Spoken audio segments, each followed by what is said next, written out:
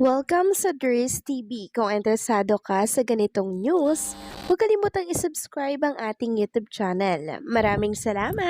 So ayan, welcome back again sa ating YouTube channel mga kakimpaw, and sa update natin ito ang pag-uusapan natin ay tungkol sa mga importanteng kaganapan kina Kim and syempre kay Paula Avellino.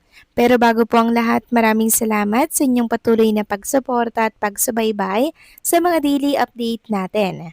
Kaya naman bilang pasasalamat, narito po ang mga napili kong komento patungkol yan sa naging previous update.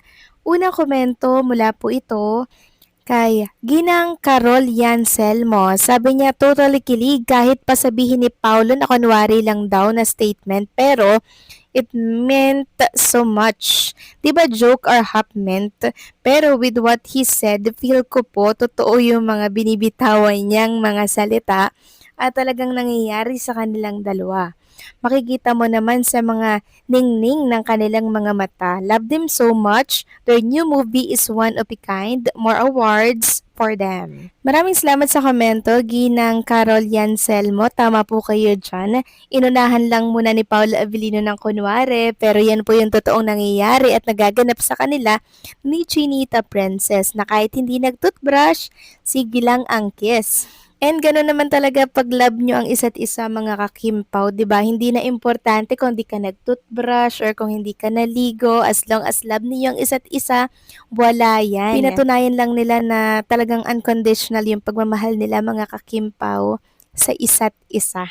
And right after nga po ng pag-amin na yan ni Paolo Avellino, nakita ko yung expression ng mukha ni Chinita Princess. Parang nag-aantay niya na sabihin mo joke lang yun, baka seryosohin ng mga fans. Pero sa totoo lang mga kakimpaw, alam naman natin kung ano yung katotohanan. Hindi naman masasabi ni Paolo Avellino yan, di ba?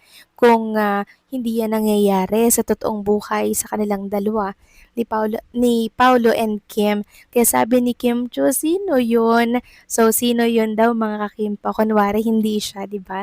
Talagang iniiwas niya na agad, mga kakimpaw.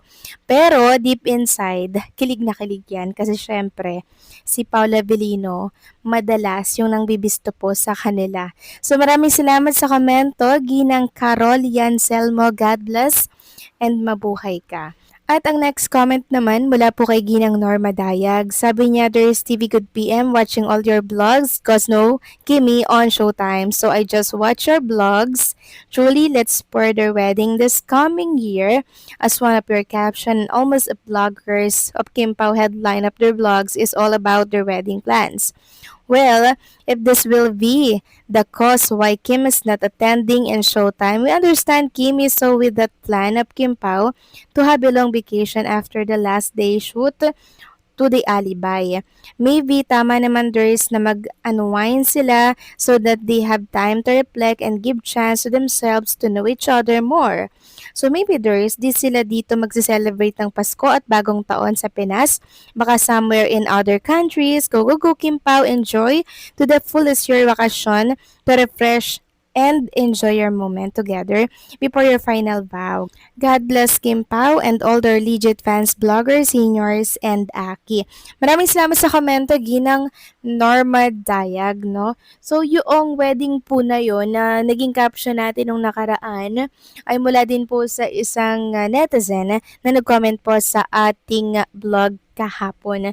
So may pinakita daw po na hint na flower na pangkasal. It means malapit na daw ba ang finish line or ang end game. Yun po yun, Ginang Norma Dayag. And tungkol naman po sa magiging vacation ni Kim and Paula Avellino, possible na by December nga po yun, and baka nga hindi po sila dito magpasko sa Pilipinas, baka sa ibang bansa, 'di ba? Kasi mas masarap pong magpasko sa other country, 'di ba? Kasi lagi na lang tayo sa Pilipinas, 'di ba? Labas-labas din ng bansa pag may time. And bagay na bagay yan for Kim and Paula Avellino kasi sa ibang bansa magkakaroon ka ng peace of mind, makakagalaw ka ng maayos, 'di ba? Like dito sa Pilipinas, na konting labas mo lang, pagkakaguluhan na kayo. Since artista nga po at public figure si Kim and Paula Avellino, kaya for sure, doon nga po yan sa ibang bansa magse-celebrate. So pag nawala sila ng mga ilang araw at tahimik, alam na this mga kakimpaw, yung vacation nila or yung long vacation nila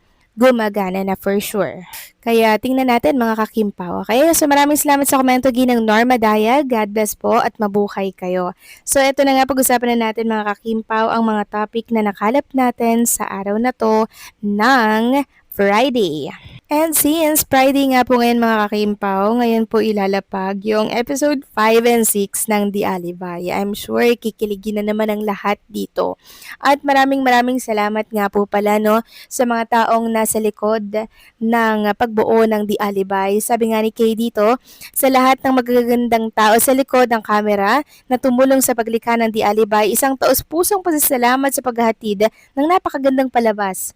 Maraming salamat po. So sila po yun mga kakimpaw, ang Team Alibay. Medyo marami-rami talaga sila at pinulido talaga nila yung The Alibay para maganda po ang kalabasan. Samantalang next topic naman tayo, pag-usapan natin mga kakimpaw, itong si Chinita Princess nga po, no?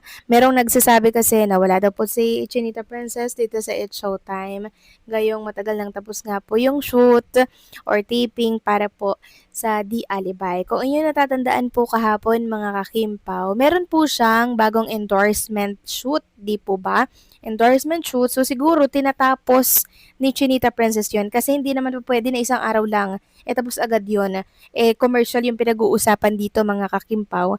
Kaya kakain talaga yan ng mga ilang araw.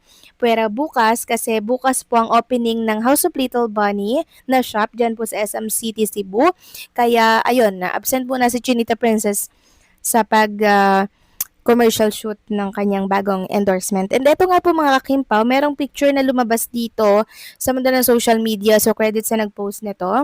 Makikita nga dyan mga kakimpaw, yung kasuotan po ni Kim Chu, napakaganda niya sa color yellow. And syempre, maging yung shoes ni Kim Chu, color yellow din. So may mga nagsasabi dito mga kakimpaw na nasa Cebu na daw si Chinita Princess, umalis na daw po kanina. So wala naman ako nababalita, meron ako nakikitang video po ng pag-alis ni Chinita Princess. At meron pa nga nagsasabi na kasama daw si Paolo Avellino at kung ano-ano pa. Alam niyo naman ako, hanggat wala po ako nakikitang pruweba, hindi ko muna yan